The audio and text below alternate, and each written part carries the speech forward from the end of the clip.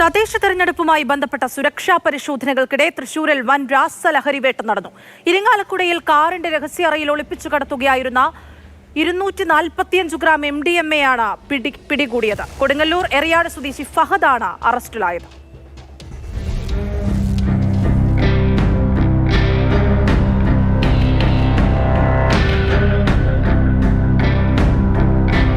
ഇന്ന് പുലർച്ചെ ഇരിങ്ങാലക്കുടയിൽ നടന്ന പരിശോധനയിലാണ് ഫഹദ് പിടിയിലാകുന്നത്.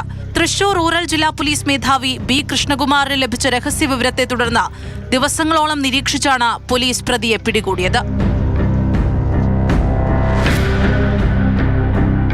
ചുവന്ന കാറിൽ ഠാണാവ് ജംഗ്ഷനിൽ വന്നിറങ്ങിയ ഫഹദിനെ ഡാൻസ് ഓഫ് സംഘം കാത്തിരുന്ന് കസ്റ്റഡിയിലെടുത്തു. തുടർന്ന് നടത്തിയ പരിശോധനയിൽ വാഹനത്തിൽ ഒളിപ്പിച്ച പാക്കറ്റുകളിലായി സൂക്ഷിച്ച 245.72 ഗ്രാം MDMA ആണ് കണ്ടെത്തിയത്. സമീപകാലത്ത് മധ്യ കേരളത്തിൽ പിടികൂടിയ ഏറ്റവും വലിയ രാസലഹരി മരുന്ന് കേസുകളിൽ ഒന്നാണിതെന്ന് പോലീസ് പറഞ്ഞു.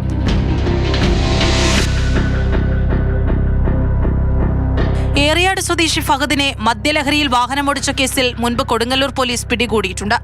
മാസങ്ങളായി ലഹരി വിൽപ്പന നടത്തി വന്ന പ്രതിക്ക് പിന്നിൽ മറ്റാളുകളുണ്ടെന്നും ഇവർക്കു വേണ്ടിയും അന്വേഷണം നടത്തി വരികയാണെന്നും തൃശൂർ റൂറൽ പോലീസ് അറിയിച്ചു.